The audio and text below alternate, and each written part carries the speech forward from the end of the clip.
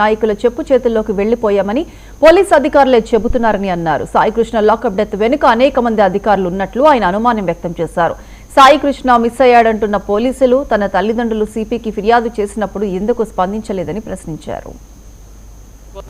గొంతెత్తిన ఎవరినైనా సరే మేము ఖచ్చితంగా అణిచేస్తామనే విధంగా ఎలా పనిచేస్తుందో అనేది నిరూపించారు. దీనంతటికీ కారణం ఖచ్చితంగా ఈ ప్రభుత్వ వైఖరి అని మేము గట్టిగా చెప్తున్నాం.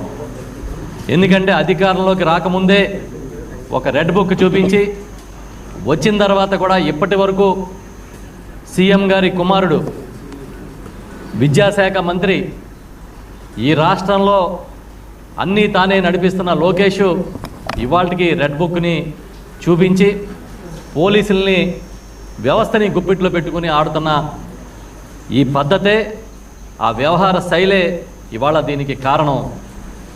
ఈ ప్రభుత్వం ఖచ్చితంగా దీనికి బాధ్యత వహించాల్సిందని మేము చెప్తున్నాం. ఇవాళ కేవలం ఈ సంఘటనలో ఒక యువకుడు మరణించడం, మరొక యువకుడు దళిత యువకుడు ఆత్మహత్య చేసుకోవడం, 2 సంఘటనలు బయటకు వచ్చాయి. కానీ ఈ రాష్ట్రంలో ప్రతిరోజు వందలాది మంది యువకుల్ని